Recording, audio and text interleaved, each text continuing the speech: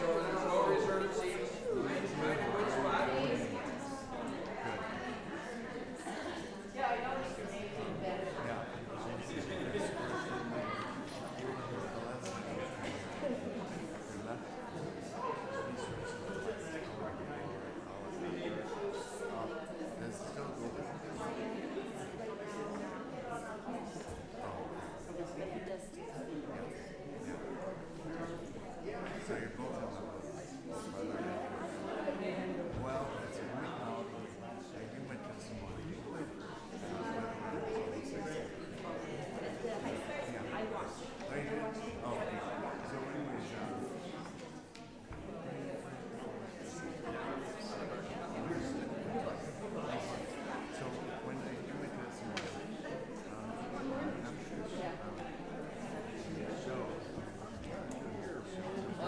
Got a quorum present. Begin soon. When the music stops, find it. Donnie Pike, find it. Share. That's right. So I'm putting that back and putting that back in editing and after editing. So hopefully. Okay, I think we've got it. And as I said, this is being live streamed and also recorded. So you can text somebody and say, hey, you can pick this up. To live stream it, what do they just YouTube, Our Saviour's Church, Stanwood. YouTube, Our Saviour's Lutheran Church, Stanwood. Man, that's so simple, even a PE major like me.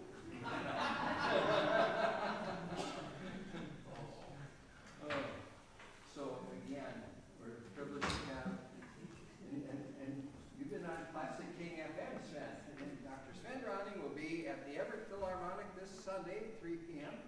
But they didn't mention that we get a foretaste of the feast to come here this afternoon. So we want to thank you for sharing your talents and time, sharing talents as well. And I know people might want to hear a little bit about your time sabbatical too, some of the highlights. And Central Europe and Scandinavia or Northern? No, none of well, Norway, but only kind of by accident or by careful design. Okay. We'll go into that more. All right, great. Yeah. Well, at the very end, and some closing remarks, just to to bring our time in here. But I hope it's a long ways away because I hope you're able to play as long as you want to here, and I know this group too wants to as well. We do have one other violinist here, and she just came in. Leilani, we got to recognize you. You just want to prove you in chocolate bar.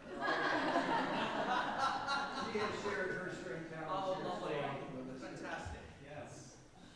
If I miss any other string instrument players, come see me afterwards. Because otherwise Jack eats all of it, and this is what old PE majors look like after. Anyway, thank you. And I'm going to sit down and listen. All right. I'm just testing that this mic is working, and do I need to turn it off, or you'll turn it off for me? Fantastic. Okay. Well, wow. I have to say this is. I think my mother and I kind of felt like flight attendants letting you all in, or having you come through the door one by one. We said open seating, window or aisle, right? So we have a program of various music for you today, and I don't know whether you're relieved to hear this or disappointed, but nothing on today's program is Norwegian. So, all right. But I'm not really even going to tell you what we're starting with. We're just going to start and hope you enjoy it.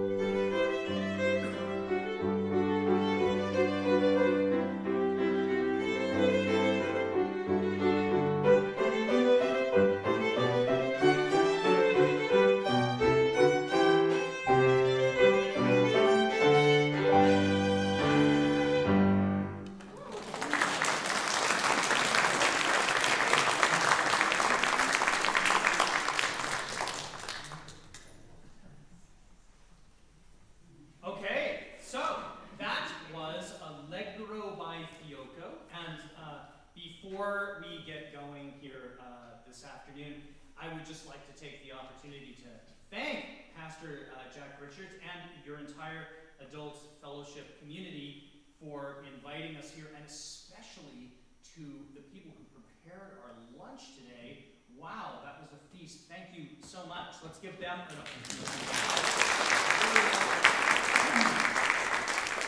It's lovely for me to be back in Stanwood, my hometown, and my home congregations are Saviour's.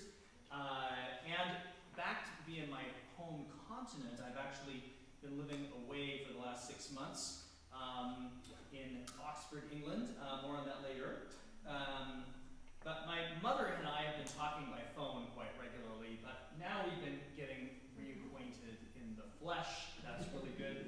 And the usual modality for us to do that is through music. So this has been a great excuse to get together and visit and enjoy each other's company. Today's pieces are a little bit of a retrospective of pieces that we've played over the years. And they do seem to coalesce into a theme. And here's the theme that I've distilled from all the pieces that we're coming up, that we're playing for you today. It is called, our program is called True Love and Fake Music. And so the people, or the pieces that you're going to hear are either one of those categories or the other. There's either the fake music or the true love. And the first one is the fake music category. The allegro that we just played for you was actually not written for violin, and it was composed by a gentleman named Joseph Hector Fiocco, who I would think with a name like that, suspect that he's from Rome or Naples, but he's actually from Brussels, because his parents were Italian immigrants. But Fiocco was a Belgian composer, and he wrote this piece for harpsichord originally. It was part of a suite. But its fame rests on the fact that the Japanese violin teacher Shinichi Suzuki put it in his violin method, and it became a super popular piece that way. So you might hear little kids play it occasionally, but it's been recorded by the likes of Itzhak Perlman and Augustin Urlich, and a number of other really esteemed violinists, and performed by my mother and me for you, and at weddings and all sorts of other high energy events. So we're now going to move to our first example from the category of true love in music, and we're going to perform a work entitled Adoration, and this is a piece that's not so much about romantic adoration as it is, I think, maybe divine adoration. It's written by a composer named Felix Borowski, who lived from 1872 to 1956. And Borowski was ethnically Polish, though he was raised and educated in England before he moved to that great Polish city, Chicago. So Borowski actually became a really respected member of the Chicago music community. He wrote a number of pieces for the Chicago Symphony, and they premiered a lot of his works. But he's actually really remembered for this piece, Adoration. And it's a little violin piece that has a very memorable and beautiful melody. And I think you'll hear that it is a mixture of adoration, sort of divine adoration, with maybe just a smattering of the most chaste elements of human romantic love as well, which probably explains why this is another very popular wedding piece. Here we go with Adoration of Borowski.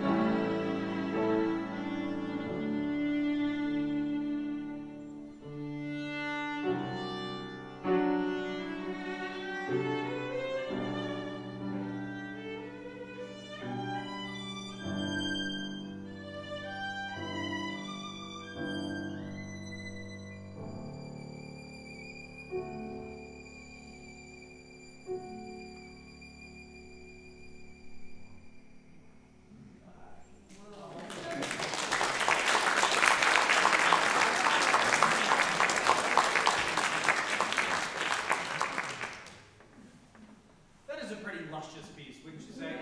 Really beautiful. Okay, so speaking of love and adoration, you might remember the singer Tony Bennett. So what is Tony Bennett famous for? I left my heart in San Francisco. You got it. Okay.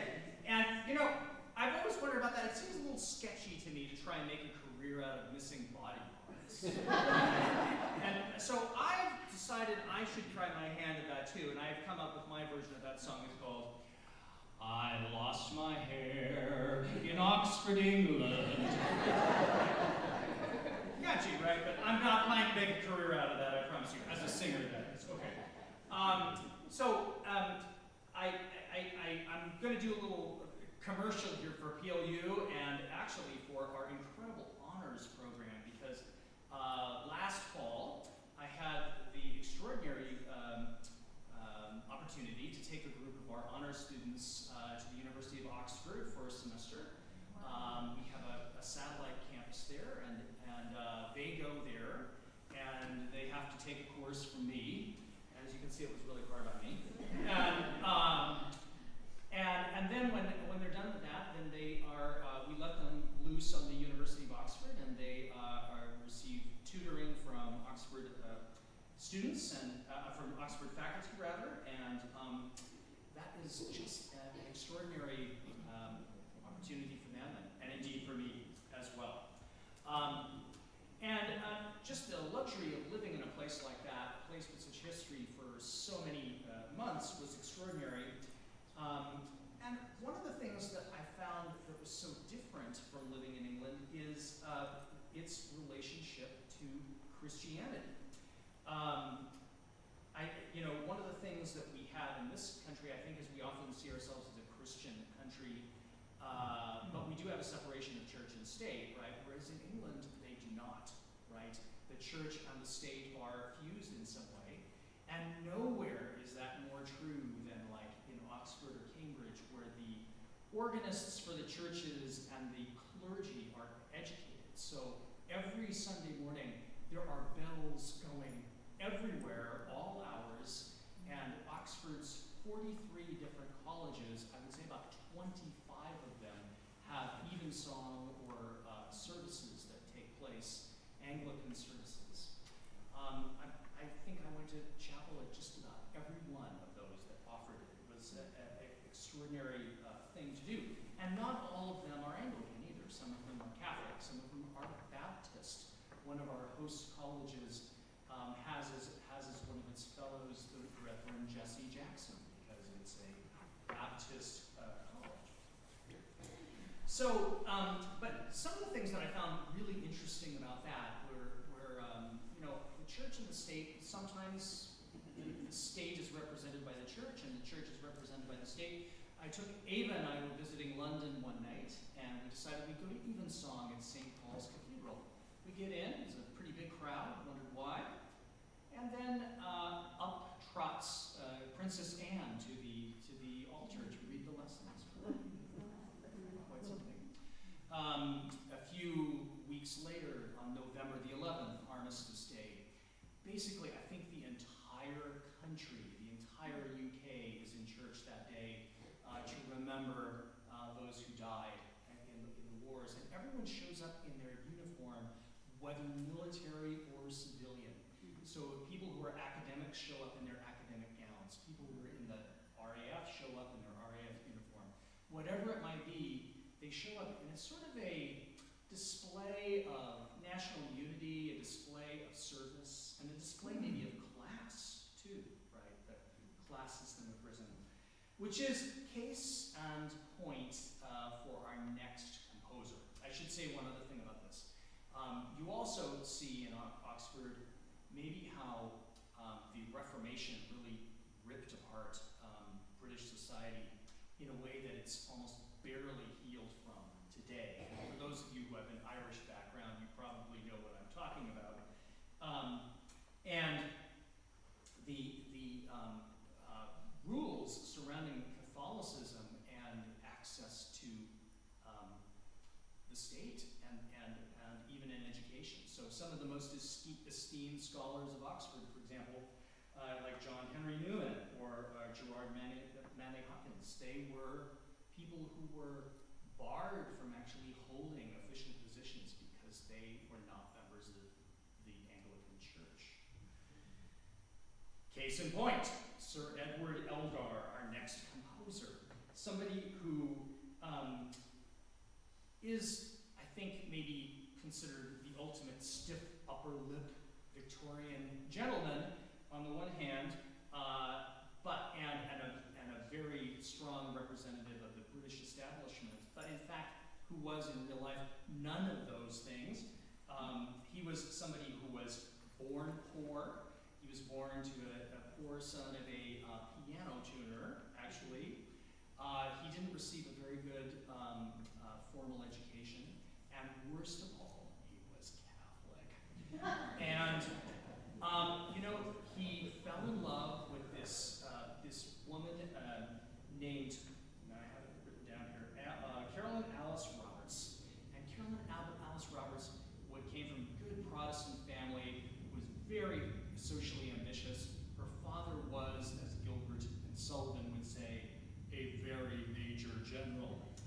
And they were very happy together, but her family disowned them because they were of the wrong social class and because they became Catholics. And wow, so tragic for them. But the last laugh was on them because later this poor little boy from Worcester is knighted by King Edward VII and becomes Sir Edward Elgar, and then Lady Elgar outranks everyone else in her ambitious family. So there is some justice there, I guess. Anyway, before that knighthood, Elgar showed his real nobility, and that was by writing this beautiful melody for his true love, Carolyn Alice Roberts, and it's still one of his most popular tunes to this day, Love's Greeting, otherwise known as Saviour.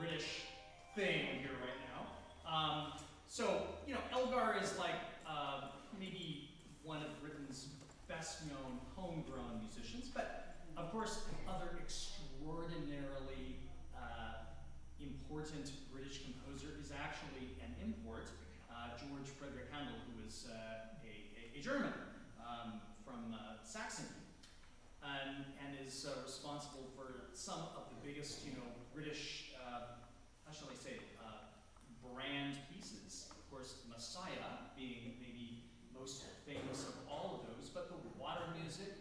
Any of you who watched the coronation of Charles III, you might recognize a piece called Zadok the Priest, which has been played for every British coronation since Handel wrote that music for George II. And so we're just going to do a little bit of Handel here, a sonata, 2 movements from the sonata in F major. There's only one little problem with my what I told you so far, and that's that this piece is probably not by Handel. So this falls into our fake music category.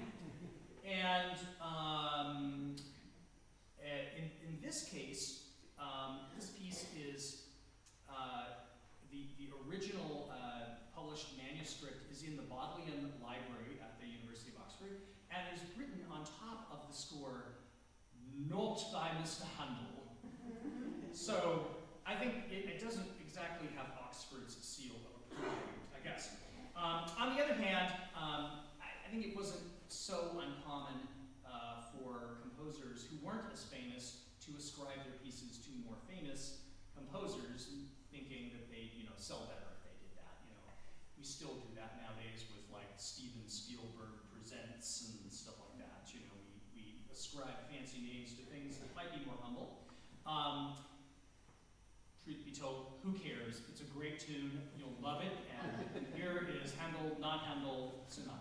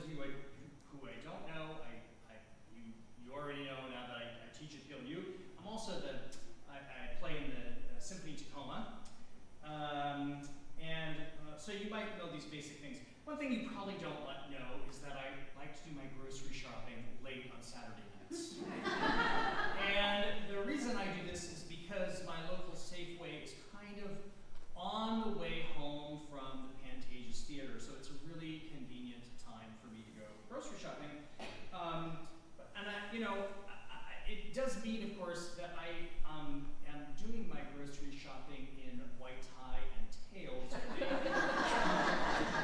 with a violin case in my shopping cart. I wonder what people think. My theory is they might think I'm Batman and Robin's butler, Alfred, out, getting bat cakes for a midnight snack. But this get up plus the violin case invariably leads to somebody at the checkout counter going, "Oh, what instrument do you play?" So violin. Oh, I love the violin. I quit playing the violin when I was 12. And then they say, "Well, how long have you been playing?" And with my advancing years, I find myself more often than not saying, "Way longer than you've been alive." But additionally, they'll ask me, well, how'd you get started? What inspired you? How old were you? And why did you start playing the violin? And I have to think back, and I'm not sure that I'm pretty sure that the answer lies somewhere in the age when I hadn't yet learned how to say no to my mother. So, my reasons, by the way. yeah. And you might ask, well, what are you doing up here? You're a working guy. I mean, what are you doing up in the middle of the week up here in Stanwood, in the middle of the day, playing a recital? And the answer is, I still have trouble saying no to my mother. So that's why I'm here. Thank you, Lord. Thank you. And my mother uses her powers for good, so it's fantastic. So speaking of saying no, this next piece is a kind of saying no song, but falls into the true love category. It is the meditation from Thais by Jules Massenet, and it comes, it's based on a historical character, Saint Thais of Egypt. She's a 4th century saint who lived in Alexandria and lived as a courtesan. Now, a courtesan is a very fancy word for a woman who's not known for high moral standards, shall we say, or a pretty woman kind of person.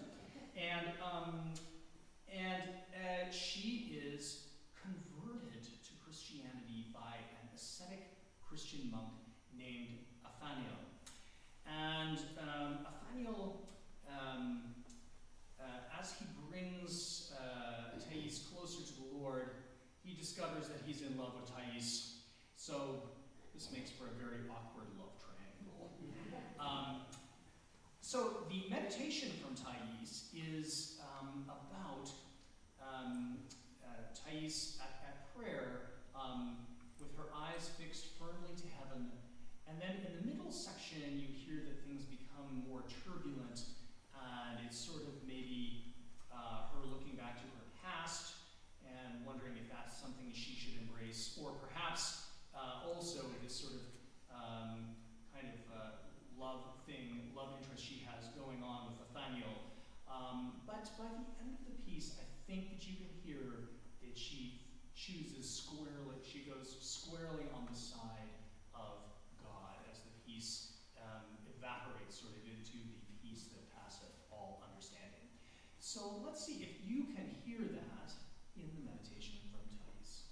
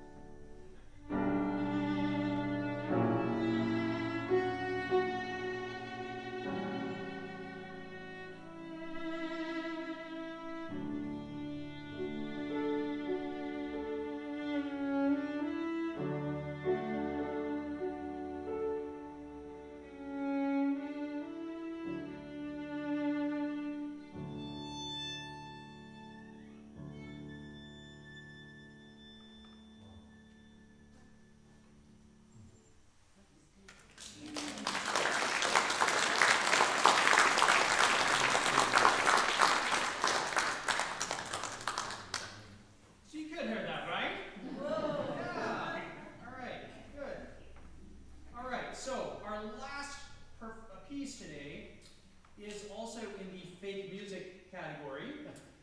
And this is a piece, we performed many times. It's called Csardas.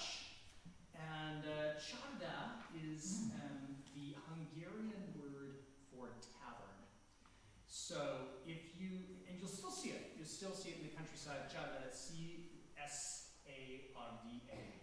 And Csardas means the music of the tavern.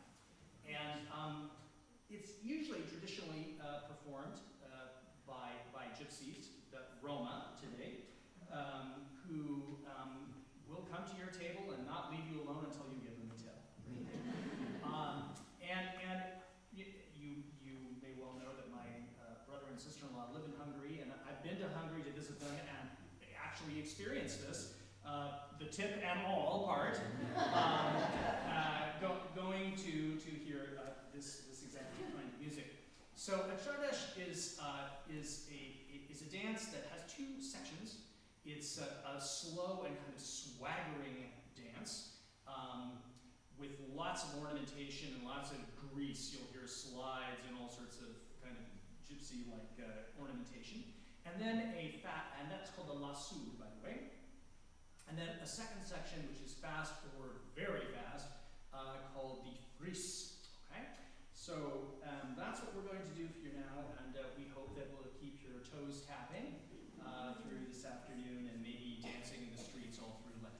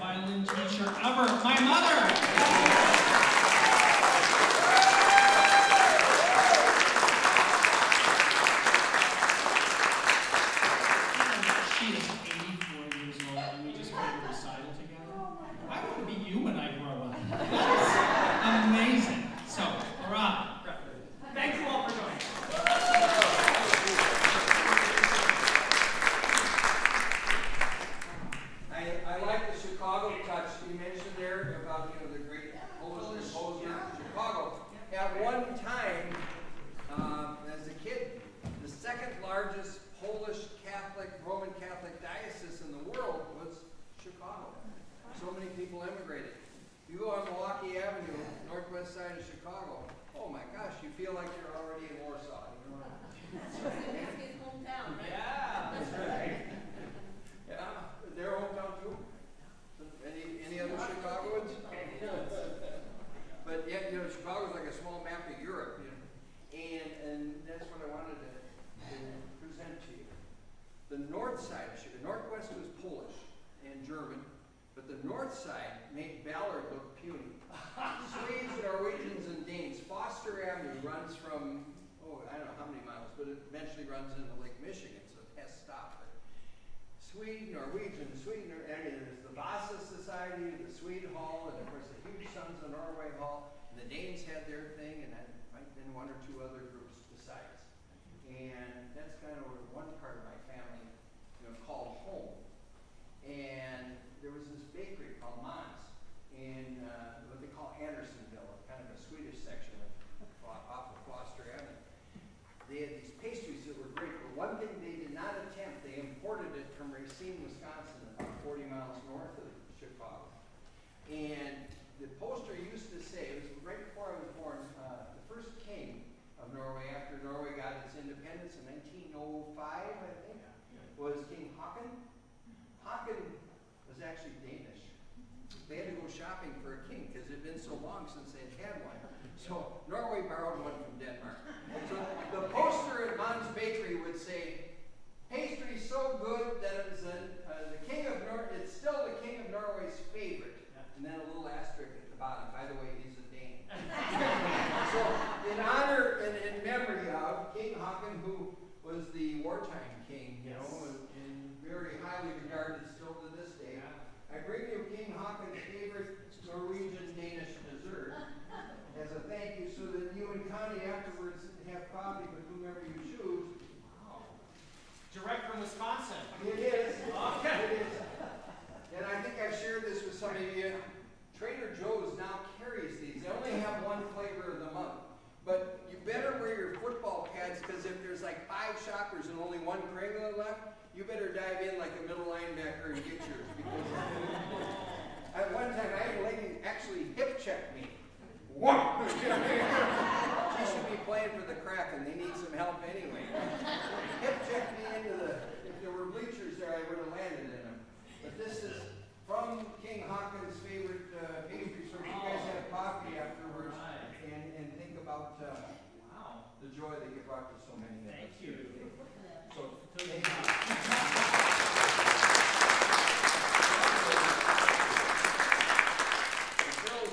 More about the band, those taking the band meet here by 1:45, right? For the Philharmonic concert on Sunday, 3 o'clock. Yep. Civic Auditorium, right? Because we have the Performing Arts is just a block from there, and sometimes people show up at the wrong places over the years. So it's the Civic Auditorium, and as you were playing, 2 things came to mind. One is that anybody else take band in grade school and high school? Had the privilege to take band? I think back, and Mr. Bestman and Mr. Heffron, I owe those men such a huge debt. I started out with the cornet, and then eventually when you play football and you get somebody's feet in your face, remember, Perry knows the face guard was only a single bar back in the early 60s.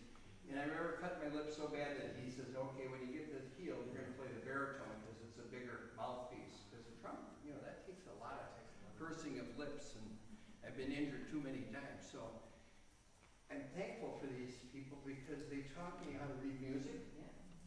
And it's like learning another language.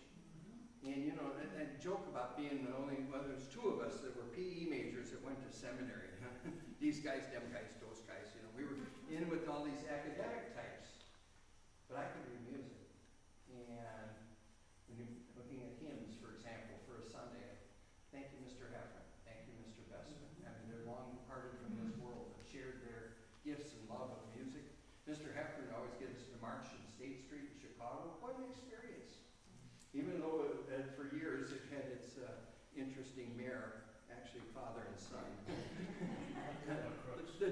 dailies, the dailies.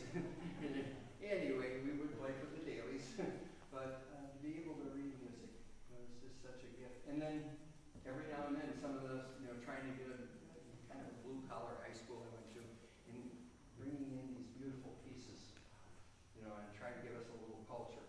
And if some of you had that experience, give thanks for whoever those men and women were in your lives. Maybe it was a piano teacher or a violin teacher.